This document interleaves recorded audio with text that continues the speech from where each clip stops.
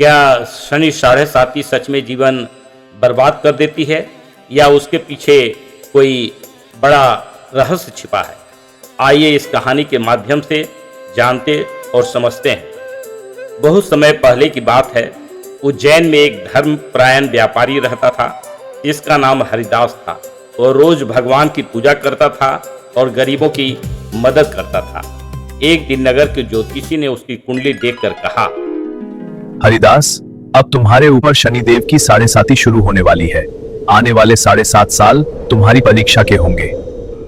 यह सुनकर हरिदास थोड़ा घबरा गया, लेकिन उसने सोचा वो भी होगा, भगवान की इच्छा से होगा। उसने ज्योतिष से पूछा, 7.5 से बचने के क्या उपाय हैं? इस ग्रह से कोई भी पूरी तरह छुटकारा नहीं पा सकता। हाँ, इसके प्रभाव को कम करने के उपाय मैं आपको बतलाता हूँ।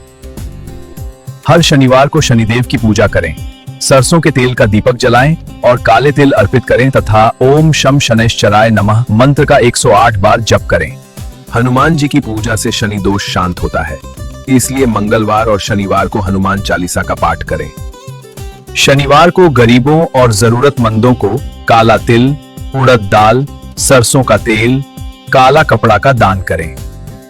शनिवार शाम को पीपल का पेड़ के नीचे सरसों के तेल का दीपक जलाएं और 7 बार परिक्रमा करें। शनिदेव को कर्म का न्यायाधीश माना जाता है, इसलिए झूठ, छल और अन्याय से दूर रहें।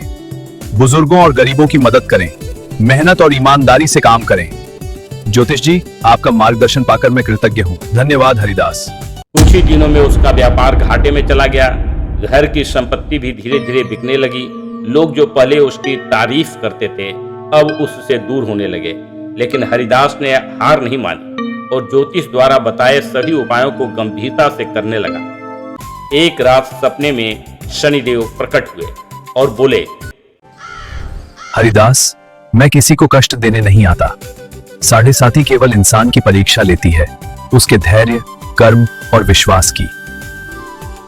तुमने कठिन समय में भी धर्म और भलाई नहीं छोड़ी, इसलिए अब तुम्हारे जीवन में सुख लौटेगा।